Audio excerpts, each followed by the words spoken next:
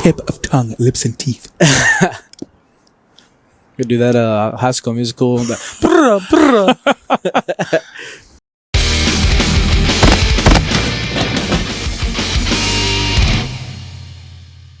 Hello, everyone. My name is Chris, and welcome to another exciting edition of Off the Canvas. I have a special guest here, the voice of Texas All-Star Wrestling. Sir, please introduce yourself. Hey, everybody. I am Steven Stellar. Awesome, and please tell them what you do at Texas All-Star Wrestling. Yeah, absolutely. If it wasn't already obvious, I am an announcer. I love it. It's one of my favorite things to do. If you ever have the opportunity, be sure to come check out Texas All-Star Wrestling and visit your boy, Steven Stellar. There'll also be at Comic Palooza. Don't forget to get your tickets for Comic Palooza. Texas All-Star will be there. Thank you so much for coming out, Steven Stellar. We have an awesome show tonight. I have not that much planned because, we're going to get to know Steven Stellar. Who is the man inside? Who is Steven Stellar? So please, sir, introduce yourselves. Are you originally from Houston? We are in Houston, Texas, the beautiful downtown Houston, Texas. Where are you originally from? So originally, I'm actually from Illinois. Okay. Nice. I would frame it as the heartland. I come from a very small town, humble beginnings. I actually graduated high school with just 50 kids in my class. So to be able to move out here and to experience this is definitely a culture shock, and I love it here. Nice. So whenever you first, what made you start doing? Did you want to become a wrestler? Did you want to be? For example, and the audience knows this, I would like to be I always wanted to be somebody behind the scenes. Yeah. Is that something that that you end up here in wrestling, or did you always want to be in wrestling as a kid, or how did that start off? Yeah, so wrestling's always been a part of my life. Mm-hmm. From the time I was born, I would actually be in the bouncy seat, and my parents would give me action figures, and I would play with them and act as if they're wrestling, even if they weren't wrestling. Right. They try to get me into different things like Power Rangers and Teletubbies and other stuff like that. But for me, it was always wrestling. Wrestling was always the dream, and I always wanted to come out and to be a professional wrestler. Nice. Yeah, and I would say this too, maybe get a little heat from it, but I was a huge Goldberg fan as a little kid growing up, and I have these pictures back in Halloween. I think I was maybe 3 years old, and my mom would put the pantyhose on my head and do the fake tattoo on my arm with the bodysuit and the championship. So to be able to do this now and to tell a little version of Steven Stellar, where I'm at, he would be amazed. That's really awesome. So growing up in Illinois, what specific town? Is it near Chicago or? So it's in Southern Illinois. The closest big town, I would say, is St. Louis, Missouri. A lot of stuff happened in Missouri. Cape Girardeau, the Show Me Center, was really big over there. And to, I guess, narrow it down a little closer, a college town, Carbondale, SIU Salukis. But I would make frequent visits to Chicago a lot. Okay. So, yeah. And whenever you made the move, I guess, from Illinois to here, was it just for you know what, I want to go down to Houston, or have you lived in other places in America? No, other than Illinois, it's just been the Houston area, and I lived in San Antonio for some time.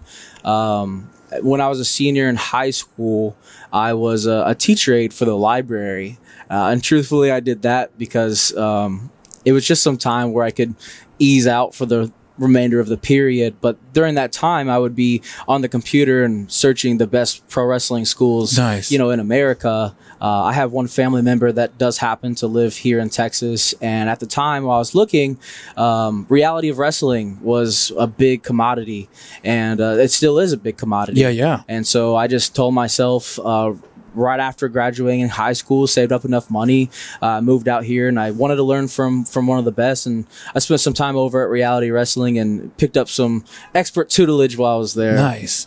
So, and as you know, Houston is big. We had the Paul Bosch. I'm not too sure what was in St. Louis or Illinois at the time of the 90s and stuff like that. I know Paul Bosch is 70s and 80s. What era would you say you first recognized wrestling? The new era, the Attitude Era? What was your first introduction into wrestling? I would say that my era would I put it at the ruthless aggression era. I think that's where I was actually old enough to watch and to comprehend, understand. But wrestling and being a fan of wrestling goes deep in my bloodline. So my parents watch it, my great grandparents watch it. We would always have a potluck on the Sundays when Nice. WCW or WWE would have their pay-per-view events.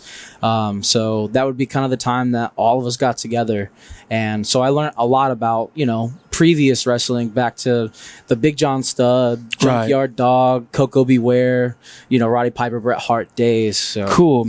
Now, we don't want to shatter no one's dreams out there. We don't want to break any kayfabe, but as of entering the wrestling business, like, what is the one thing that you thought as a kid, oh, this is how it is, but when you grew up and you're in the business, it's like, oh, it's totally different. Like, what was the one, I guess, culture shock to you personally when you entered the wrestling business and stuff like that? Yeah, absolutely. I think when you follow dreams, especially something of this caliber, these are dreams that a normal person, I would say, typically wouldn't have. Right. It's not becoming a lawyer. It's not becoming a doctor. And then when you step in there, there's not a particular way to get to that spot that you want to get to. You have people along the line giving you advice and, guiding you and putting them under your wing to get to that point and to become successful. Right. But the thing that really stood out to me was, I see these other people getting there, and it's super great to see them do that. But knowing how they are and then looking at myself in the mirror, I know that I'm not them. Right. And I'm not necessarily going to be able to do the same things that they can do. And I had to recognize that I have to form my own path. I get that, man. That's really, really awesome and also inspiring stuff for up-and-comers in the business, coming into the business. So Steven Stellar, how did the persona come up? Also, were there other renditions of Steven Stellar? And how did you land where you are now? Steven Stellar, honestly, kind of came to me on a whim. Back in high school, I was always known as Showtime. And so the Steven Stellar gimmick, I'll say, is it kind of roots from that Showtime. I wanted to be, an above life type of personality. Nice. I'm a very talkative person. I'm bubbly. I don't know if I know any strangers, and so I kind of just molded the Showtime into Steven Stellar. It had a nice ring to it. And it stuck, and I like that name, Showtime. That's Showtime. Cool. Showtime. So, and then were there other renditions since high school? Like, was there? I mean, I don't want to. We're trying to get to know who this Steven Stellar is. What led you here? Like, what led you where you are now?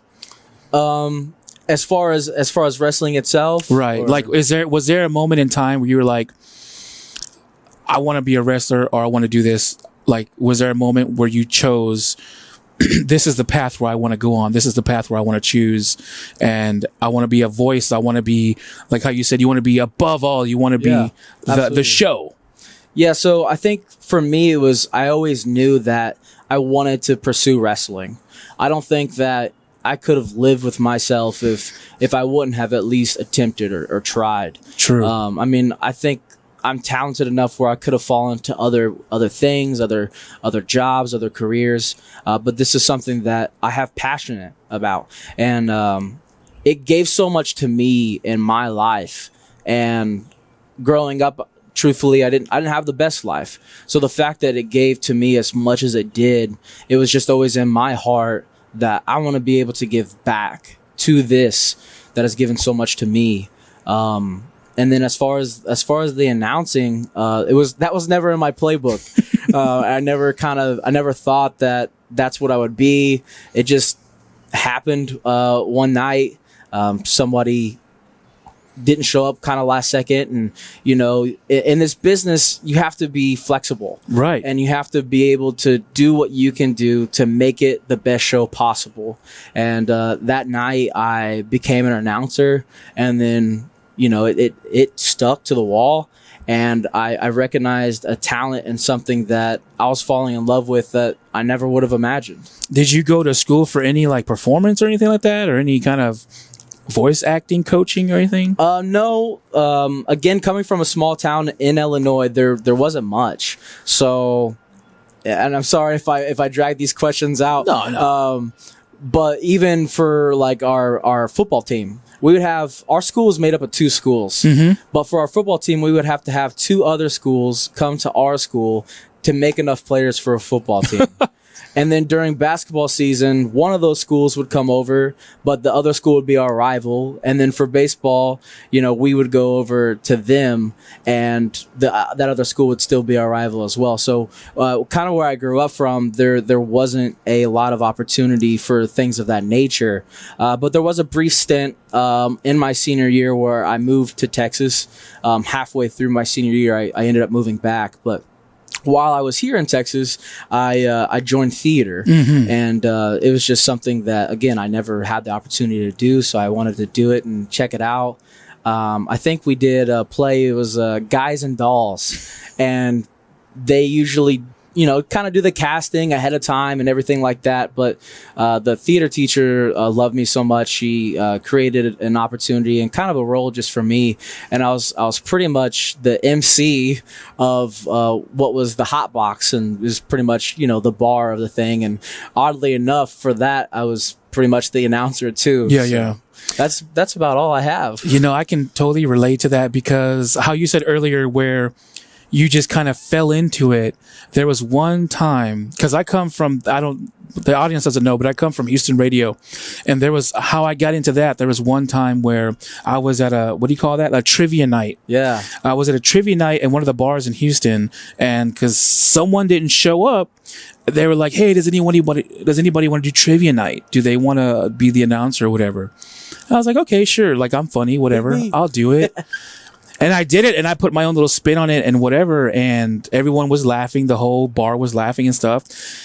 Trivia night was done, and then I go up to the bar, get me a drink, and then I hear an old man voice. I don't even know who that man was, from behind me saying, hey, that's funny. You should do radio. And from then on there, that's where I became, okay, let's do that. Because, growing up, we don't know what we want to be, and I don't know, like whatever. So we try things, but that's how that happened. So tell us, how did you come across, or how did you get your foot in the door for Texas All-Star? Because Texas All-Star is a long-standing institute for wrestlers and up-and-coming wrestlers and so on and so forth in the Texas area, and maybe Louisiana, Oklahoma. But how did you get in there? Like, what did you have to like audition, or did you have to go apply or something like that? Yeah, so I started announcing first for a promotion called New Texas Pro Wrestling, and then as time went on, I started taking some bookings from other promotions as well. A promotion called Undisputed Pro Wrestling, and that's down in Santa Fe. And while I was there, bringing in talent and, just guys that help in the back as well, you meet all types of people. Just how you were saying with your story, you with life, you never know. That's true. It always has its twists and it has its turns. And there was someone there at that show, and he was just like, hey, you should come and announce for us. And I was like, okay, yeah, like that sounds great. In this industry, you're always looking for that next opportunity. Yeah. And I'll say that ever since I stepped foot at Texas All-Star Wrestling, I felt like I'm where I'm supposed to be. I felt at home. I felt immediately accepted. Nice. And all those guys in the back and the fans, they're family. So I'm very excited to see what the rest of this year has coming forward. Now, if you've been to a Texas All-Star event, you've seen this man, you've seen him announce the wrestlers, you've seen him announce everything in between. But what you've also probably noticed is that $1 million jacket. Where did that come about? How did you get that $1 million jacket?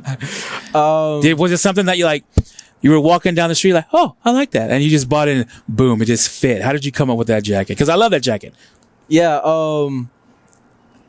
I don't know. It's always been kind of something of mine. I do like to be a little quirky and try to stand out, especially with doing what I do. The talent, the wrestlers have the opportunity to showcase what they do in the ring. And I know that I'm out there and I'm announcing the talent, and that's great. But I wanted to also show people like, hey, look, I'm here, you know. So to start it all off, it actually started with all purple suit that was like this nice suede, and then it went to a black suit with these like this pink floral, and I had a silver suit that had pink flowers on it. Nice. That almost looked like something you'd see at the rodeo. You know, you're here in Houston, you got to get a little rodeo inspiration while you're here, a little yeehaw. And then I came across the golden suit, and I was actually with my family at the time. My sister was with me, and my mom was down here visiting. Hi, Mom.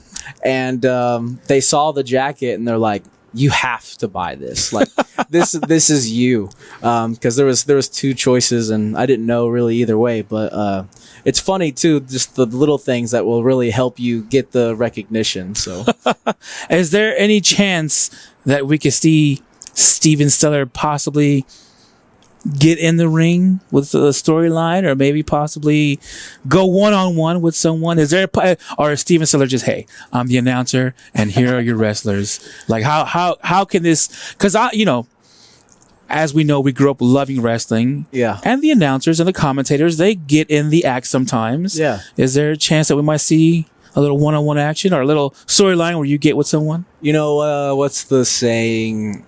Magicians never reveal their secrets. But I will say, maybe that's something that I keep that card in my back pocket, and later down the line we'll see.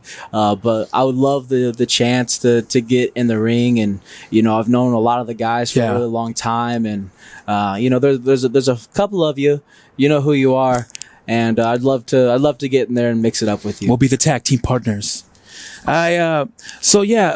I guess drawing to a close here, it's been an awesome time. Is there anything that you would like to give out to the fans of Texas All-Star and above and just all around? Like, what are your inspirational words for people trying to break into the business, even wrestlers, announcers, commentators, whatever?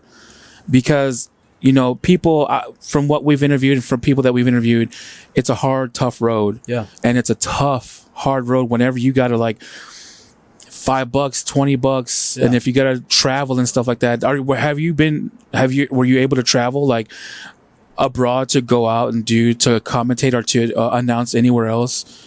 Not yet, but the time's coming soon. Cool. Little sneak peek. Stellar might show up in a state near you. Nice. In the near future. But if I had to share anything is. And something that I always tell people, because with wrestling gets confusing, and I guess I would say like a normal society, they kind of ask like, why do you do this? Why would you even? It's silly, But what I would say is this, and what I always say to them is, I chase this dream because one day I want to be a father, and when I am a father, I want to be able to tell my kids that no matter how wacky, no matter how crazy, no matter what it is or how it seems, if there's something that's pulling at your heart and it's telling you to go out there and it's telling you to do it, then you shouldn't let anything or anyone stop you from going out there and be vulnerable.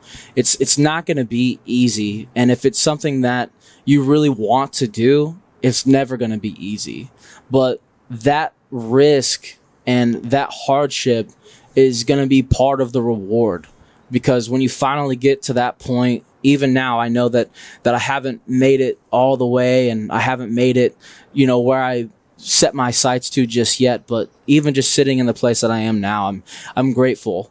I'm grateful for the journey. I'm grateful for all the support, all the people that I've met along the way, and I wouldn't change anything about it. Can Steven Stellar tell us a 5 or 10-year plan on down the line? Where does the future head for Steven Stellar? Where does Steven Stellar want to go? Yeah, I would say 5-year plan. It'd be really great to have the opportunity to announce for another big time promotion.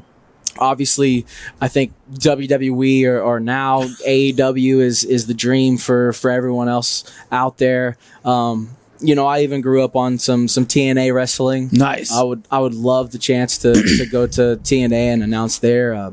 I was blessed with an opportunity over at a promotion called Tomahawk Professional Wrestling, and I got to announce Tommy Dreamer, a legend, icon for the TNA Digital Media Championship, and that was something that I was just kind of like, wow, you kind of look around and see the guys that you're in the locker room with. So I would just say that no matter where life or wherever the road takes me, I want to be surrounded with good company. Nice. And you know what? Your personality and who you are, I feel like you will be surrounded with good people and great people, because you emit this, hey man, friendly, let's go have some fun, let's go do this. I know that whenever we met at one of the events at Texas All-Star, you were very inviting, very like, hey, who are you guys? And you gave us a shout out, and it was super awesome of you doing that. Also, shout out to Bob. This wouldn't happen without Bob. Murphy. Bob, I would love to get Bob on one of these shows. I would love to get Bob on one of the off the canvases, because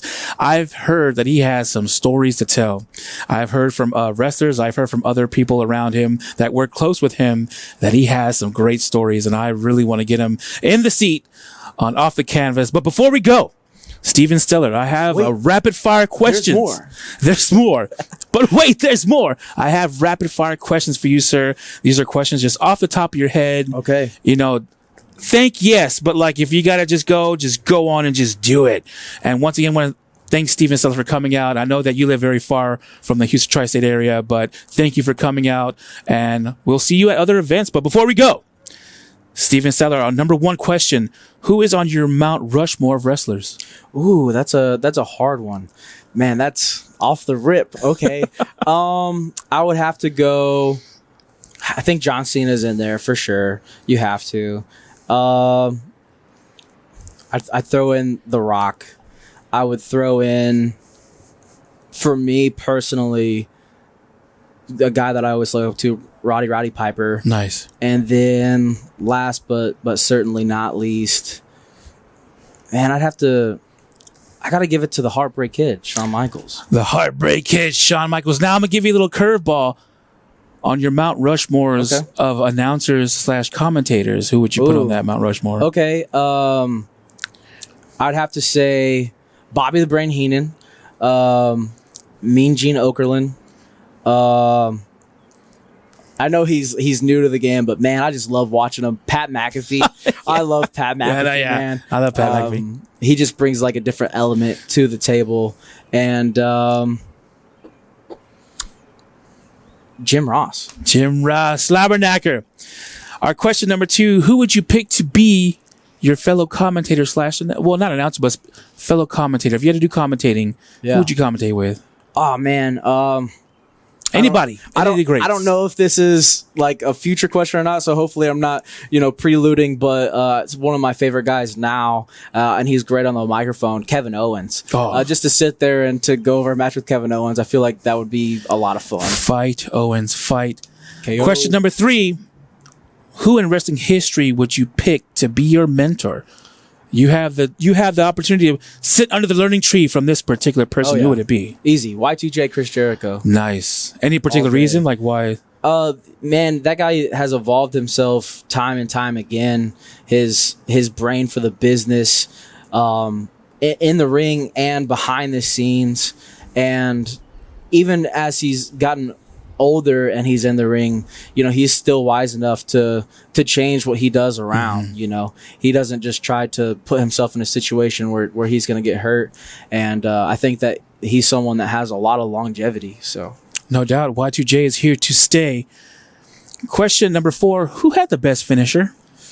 Ooh, man, I'm again biased, and I get a lot of heat for this because a lot of people say that he's a bad wrestler, and it is what it is. But in wrestling, as you know, it's wrestling and it's showmanship, and I think he has some of the best showmanship in the business. But for me personally, the spear and jackhammer, man, Bill Goldberg. I love that, that whole storyline in WCW.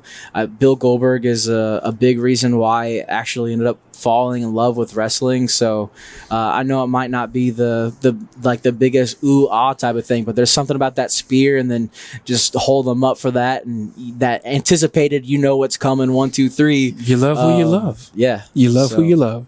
I know that I hate on Bill Goldberg. I personally like Gilbert. He's got the good. Oh. Our next question: who had or has the best theme music?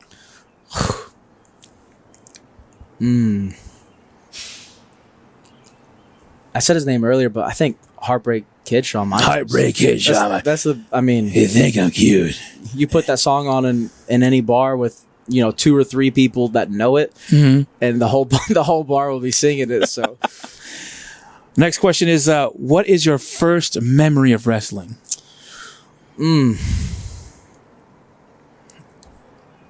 I know I've talked about him a lot already, but probably Bill Goldberg versus Hugh Morris. Goldberg versus Hugh Morris. Little Steven Stiller was watching TV. Yeah, I was probably a year old. Ooh. I know that sounds crazy, but my memory goes back to that point, and that was something I think for me that was like, whoa, yeah. That's the first one that I can recall. That's what's up. We're gonna get a little bit of controversial here. Yeah. What do you dislike about wrestling culture? Ooh, I think the hate, man. I think there's a lot of hate. Wrestling is like music. Everyone has their own genre that they like, and it's okay if you like something that other people might not necessarily like. I think that's what makes the beauty of all of it. I mean, even if you look back at WCW when the cruiserweights were really starting to make their rounds and make their way, and there was some hate on that because it wasn't your typical old school fashioned can of whoop.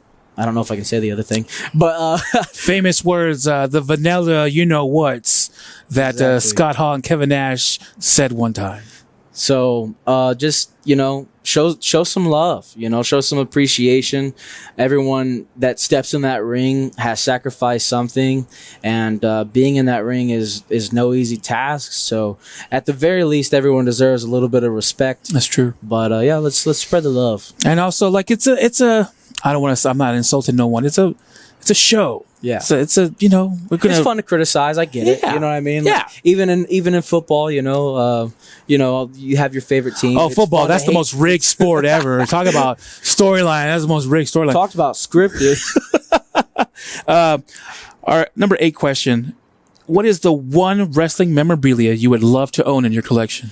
Ooh, Big Gold. Big Gold, old school WCW. The Ric Flair World one, or Heavyweight Championship. Okay. It doesn't necessarily have to have a name on it. That's one thing that I've always wanted. Put it in a case, hang it up right above my TV. Man, that's You could do always that. been- You could do yeah, that. Come on. There are some great belt makers out there. Definitely, you could Yeah. definitely do that. I mean, my birthday's coming around the corner. Hint, hint, you know what I'm saying? What other profession would you like to pursue? Ooh. I always told myself if I didn't get into wrestling, I would be a weatherman. A weatherman? A weatherman. That's cool. You well, know? well, as you can see, As you can see here today, we have a chance of a cloudiness, but a 40% chance of rain. I say you do good. There was going to be some golf ball sized hail about 40 minutes your direction. Be sure to stay clear of your windows near your home. my vote for him and channel Fox 26, Mike Barajas. That's old school. Call me up. And our last question, once again, thank you so much, sir, for joining us here on World Wrestling Talk. Last question: if given the chance, what wrestling event in history would you want to attend? Ooh, I think I might be wrong, but I think WrestleMania 21. I think that one was the one in Hollywood, or it was WrestleMania 22. I want to say that it was the one where the Money in the Bank ladder match was invented. Again, I could be wrong on that, but WrestleMania 21 ladder match, I think had Chris Jericho, Christian, Shelton Benjamin, Kane, off the top of my head in that match. But that was by far one of my favorite events looking back. So if I could go back in time and be in one spot, that's where it would be. Well, thank you once again so much to Steven Stellar. Come on down to Texas All-Star Wrestling. You can catch him, take pictures with him. Where can the audience find you? Where can they follow you? Where can they show the love and possibly give you some money for that belt you won for your birthday? So before I share my credentials, I just like to say, if you'd like to come check me out at Texas All-Star Wrestling, you can find us on our website at taswwrestling.com. We're going to have a show coming up on the 23rd in Cyprus, Scar Wars. Our event that's taking place after that will be April 13th in Humble for Humble Rumble 31. Texas All-Star Wrestling will return to Comic Palooza Memorial Day weekend. I want to say that's May 24th. 4th to the 20th. Yeah, May 24th, yeah. Also, shout out to Riot Wrestling Federation. Shout out to Tomahawk Professional Wrestling. You can catch me at those shows as well. And you can follow me, Steven Stellar on Facebook, or Showtime Steve01 on Instagram. If you see me on any of the shows, I repped a little bit of the hoodie today, got some t-shirts and some Steven Stellar stickers. I'd love to see you guys out there supporting, wearing some merch. So awesome. Well, we'll see you when the bell rings again. Until next time, peace. Thank you so much.